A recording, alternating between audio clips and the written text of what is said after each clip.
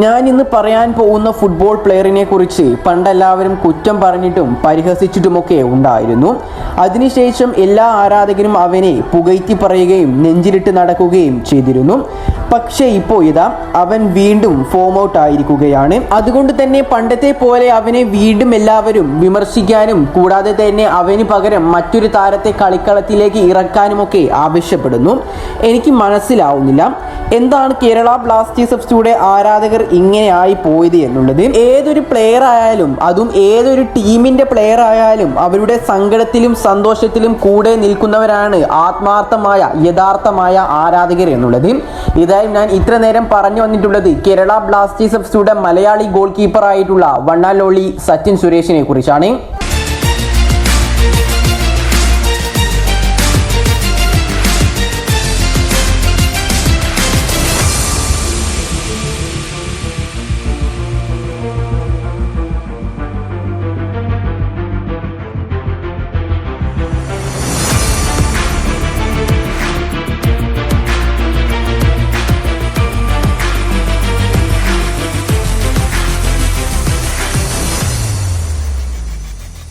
അപ്പോൾ ഗൈസ്, നമ്മുടെ ഇന്നത്തെ ഈ ഒരു ചർച്ചാ വിഷയം എന്നുള്ളത് ബ്ലാസ്റ്റേഴ്സിന്റെ മലയാളി യങ് ഗോൾ കീപ്പർ ആയിട്ടുള്ള സച്ചിൻ സുരേഷിനെ തന്നെ കുറിച്ചാണ്. കാര്യം ഞാൻ ആദ്യം പറഞ്ഞതുപോലെ തന്നെ ഒരുപാട് ബ്ലാസ്റ്റേഴ്സ് ആരാധകർ നിലവിൽ സച്ചിൻ സുരേഷിനെ വിമർശിച്ചുകൊണ്ടൊക്കെ രംഗത്തേക്ക് വന്നിട്ടുണ്ട്. അതുകൊണ്ട് തന്നെയാണ് തുടക്കത്തിൽ ഞാൻ ഇൻട്രോയിൽ അത് പറയാനും കാരണം. അപ്പോൾ ഏതായാലും സച്ചിൻ സുരേഷിനെ കുറിച്ച് നോക്കുകയാണെങ്കിൽ നിലവിൽ 23 വയസ്സ് മാത്രം പ്രായമുള്ള ഈ ഒരു താരത്തിന് കേരള ബ്ലാസ്റ്റേഴ്സ് എഫ്സിയുമായിട്ട് 2026 വരെയാണ് കരാറുള്ളത്, അഥവാ കോൺട്രാക്റ്റ് ഉള്ളത്.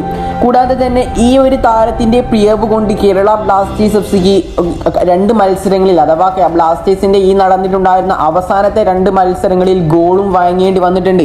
ഓക്കെ, ശരിയാണ്. പക്ഷേ കേരള ബ്ലാസ്റ്റേഴ്സ് എഫ്സിക്ക് വേണ്ടിയിട്ട് ഇത്രയും കാലം ആ ഒരു ഗോൾ പോസ്റ്റിന് മുന്നിൽ നിന്ന് ആ ഒരു താരത്തെ നിലവിൽ ഒരുപാട് ബ്ലാസ്റ്റേഴ്സ് ആരാധകരൊക്കെ വിമർശിക്കുമ്പോൾ ചില ആത്മാർത്ഥമായ ആരാധകർക്ക് നല്ല രീതിയിൽ സങ്കടകരം തന്നെയാണ്. എന്താണെന്ന് വെച്ചാൽ ഒരു പ്ലെയർ ഡൗൺ ആയിരിക്കുന്ന ടൈമിലും അപ്പായിരിക്കുന്ന ടൈമിലും അവരെ പ്രോത്സാഹിപ്പിക്കുക, അഥവാ അവരെ പ്രൊമോട്ട് ചെയ്യുക എന്നതാണ് ഒരു ആരാധകൻ ചെയ്യേണ്ടതുള്ളത്. അതുകൊണ്ട് തന്നെ ഒരു കാരണവശാലും ഇങ്ങനെ ഡൗൺ ആയി പോകുന്ന ഒരു താരങ്ങളെയും വിമർശിക്കാനോ മറ്റു രീതിയിൽ എന്തെങ്കിലും ആക്രമിക്കാനോ പാടുള്ളതല്ല. ഇനി മത്സരത്തിലേക്ക് വരികയാണെങ്കിൽ ആദ്യം തന്നെ നോർത്ത് ഈസ്റ്റ് യുണൈറ്റഡ് എഫ്സിക്കെതിരായുള്ള മത്സരത്തിലാണ് സച്ചിൻ സുരേഷിന്റെ ആദ്യ പേവ് തന്നെയാണ് നമുക്ക് കണക്കാക്കിയിട്ടുള്ളത്. കാരണം സച്ചിൻ സുരേഷിന്റെ കൈകളിൽ കിട്ടിയ ഒരു പന്ത് അദ്ദേഹത്തെ നടയിലൂടെ ഗോളായി പോകുന്ന ഒരു കാഴ്ചയാണ് നമുക്ക് കാണാൻ സാധിച്ചിട്ടുണ്ടായിരുന്നത്.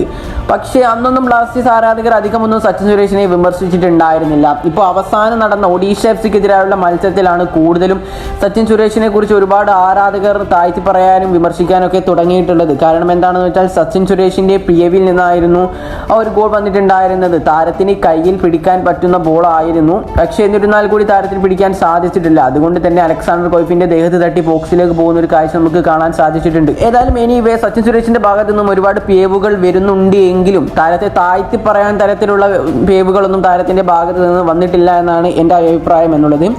ഇനി ഏതായാലും സച്ചിൻ സുരേഷിന് പകരമായി കൊണ്ട് സോം കുമാറിനെ ആ ഒരു പൊസിഷനിൽ പരിശീലിപ്പിച്ചു, അഥവാ പരീക്ഷിച്ചൂടെ എന്ന് ഒരുപാട് ബ്ലാസ്റ്റേഴ്സ് ആരാധകർ നിലവിൽ പറയുന്നുണ്ട്. കാരണം എന്താണെന്ന് വെച്ചാൽ ബ്ലാസ്റ്റേഴ്സിന്റെ ഈ ഒരു സീസണിലേക്ക് വരുമ്പോൾ ഡ്യൂറന്റ് കപ്പിലൊക്കെ സോം കുമാർ എന്ന ആ ഒരു യങ് ഗോൾ കീപ്പറുടെ പെർഫോമൻസ് നമ്മൾ കണ്ടതാണ്.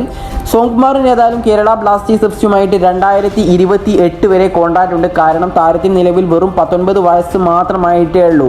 ഒരു യങ് ഗോൾ കീപ്പർ തന്നെയാണ്. അതുകൊണ്ട് തന്നെ ബ്ലാസ്റ്റേഴ്സ് ആ ഒരു താരത്തെ നിലനിർത്തുമെന്ന് നമുക്ക് ഉറപ്പാണ്. ഏതായാലും സച്ചിൻ സുരേഷിന് പകരമായിക്കൊണ്ട് സോം കുമാർ ആ ഒരു പൊസിഷനിലേക്ക് വന്നാൽ എന്താവും സംഭവിക്കുക എന്ന് നമുക്കൊന്നും പറയാൻ കഴിയുകയില്ല. കാരണം എന്താണെന്ന് വെച്ചാൽ സോം കുമാറിന് ഇതുവരെയായിട്ടും IXL എക്സ്പീരിയൻസ് ഇല്ല. ഡ്യൂറന്റ് കപ്പ് മത്സരങ്ങൾ, അങ്ങനെ ചെറിയ ചെറിയ മത്സരങ്ങൾ കളിച്ചുള്ള എക്സ്പീരിയൻസേ ഉള്ളൂ. അതുകൊണ്ട് തന്നെ താരം ISLയിലേക്ക് വരുമ്പോൾ എന്തായി തീരും ബ്ലാസ്റ്റേഴ്സിന്റെ ആ ഒരു തുടക്കത്തിലെ തന്നെയുള്ള ഭാവി എന്നൊന്നും നമുക്ക് പറയാൻ കഴിയുകയില്ല.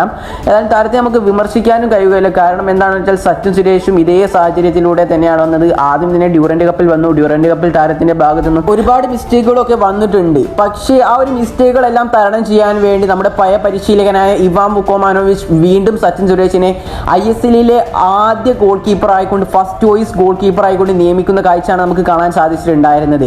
ISLയിൽ ഏറ്റവും കൂടുതൽ എക്സ്പീരിയൻസ് ഉള്ള കരൺജിത് സിംഗിനെ മാറ്റി നിർത്തിക്കൊണ്ടായിരുന്നു സച്ചിൻ സുരേഷിനെ കളിക്കളത്തിലേക്ക് ഇറക്കിയിട്ടുണ്ടായിരുന്നത്. അതുകൊണ്ട് തന്നെ സച്ചിൻ സുരേഷിന്റെ ഭാഗത്തു നിന്നും കിഡിലൻ പെനാൾട്ടി സേവുകളും ബാക്കിയുള്ള സേവുകളൊക്കെ നമുക്ക് കാണാൻ സാധിച്ചിട്ടുണ്ട്. അതുകൊണ്ട് തന്നെ സോം കുമാർ വരുന്നതിലും തടയാനൊന്നുമില്ല. താരത്തെയും ബ്ലാസ്റ്റേഴ്സ് മുന്നേറ്റ നിരയിലേക്ക് അഥവാ മുമ്പിലേക്ക് കൊണ്ടുവരേണ്ടതാണ്. പക്ഷെ എന്നിരുന്നാൽ കൂടി സച്ചിൻ സുരേഷിനെ അങ്ങനെ അവോയ്ഡ് ചെയ്ത് നിർത്തേണ്ട കാര്യമൊന്നുമില്ല. താരത്തിൻ്റെ ഭാഗത്ത് നിന്ന് നല്ല പെർഫോമൻസ് തന്നെ നിലവിൽ കാഴ്ചവെച്ചിട്ടുണ്ട് എങ്കിലും ഒരു ചെറിയ രീതിയിലുള്ള മിസ്റ്റേക്കുകളൊക്കെ വന്നിട്ടുണ്ട്. ഏതൊരു ഗോൾ കീപ്പർ ആയാലും എല്ലാ കാലവും ഒരേ ഫോമിൽ തുടരാനാവില്ല, നമുക്ക് എല്ലാവർക്കും അറിയുന്ന ഒരു കാര്യമാണ്. അതുകൊണ്ട് തന്നെ സച്ചിൻ സുരേഷ് ഇനി അങ്ങോട്ട് റെഡിയാവുമെന്ന് തന്നെയാണ് എല്ലാവരും പ്രതീക്ഷിക്കുന്നത്. ഏതായാലും എനിവേ സച്ചിൻ സുരേഷിന് പകരമായിക്കൊണ്ട് സോംകുമാറിനെ ആ ഒരു പൊസിഷനിൽ നിയമിക്കുന്നതിനെ കുറിച്ചുള്ള നിങ്ങളുടെ അഭിപ്രായങ്ങൾ നിങ്ങളുടേതായ കമൻറ്റായി രേഖപ്പെടുത്തുക. കൂടാതെ തന്നെ ഈ ഒരു വീഡിയോനെ കുറിച്ചുള്ള നിങ്ങളുടെ അഭിപ്രായങ്ങളും കൂടാതെ നിങ്ങൾക്ക് സച്ചിൻ സുരേഷിനെ കുറിച്ച് തോന്നിയിട്ടുള്ള അഭിപ്രായങ്ങളൊക്കെ കമൻറ്റായി രേഖപ്പെടുത്താൻ ശ്രമിക്കുക. അപ്പോൾ ഈ ഒരു വീഡിയോ അവസാനിപ്പിക്കുന്നതിന് മുമ്പായി ചെറിയൊരു കാര്യം കൂടി പറയാം. നിങ്ങളിൽ വീഡിയോ കണ്ടുപോകുന്ന അധിക ആളുകളും ഇപ്പോൾ നമ്മുടെ ഈ ചാനൽ സബ്സ്ക്രൈബ് ചെയ്തിട്ടില്ല. അതുകൊണ്ട് ഇതുപോലുള്ള കൂടുതൽ ഇൻട്രസ്റ്റിംഗ് ആയിട്ടുള്ള വീഡിയോകൾ ലഭിക്കുവാൻ വേണ്ടി ഈ ചാനൽ ഇപ്പോൾ തന്നെ എല്ലാവരും സബ്സ്ക്രൈബ് ചെയ്യാനും ബെല്ലൈക്കൻ എനേബിൾ ചെയ്ത് വെക്കാൻ കൂടി ശ്രമിക്കുക. അപ്പോൾ ഈ ഒരു വീഡിയോ ഇവിടെ അവസാനിപ്പിക്കുകയാണ്. അപ്പോൾ മറ്റൊരു വീഡിയോയുമായി വീണ്ടും ഞാൻ വരുന്നവരേക്കും എല്ലാവർക്കും ഗുഡ് ബൈ.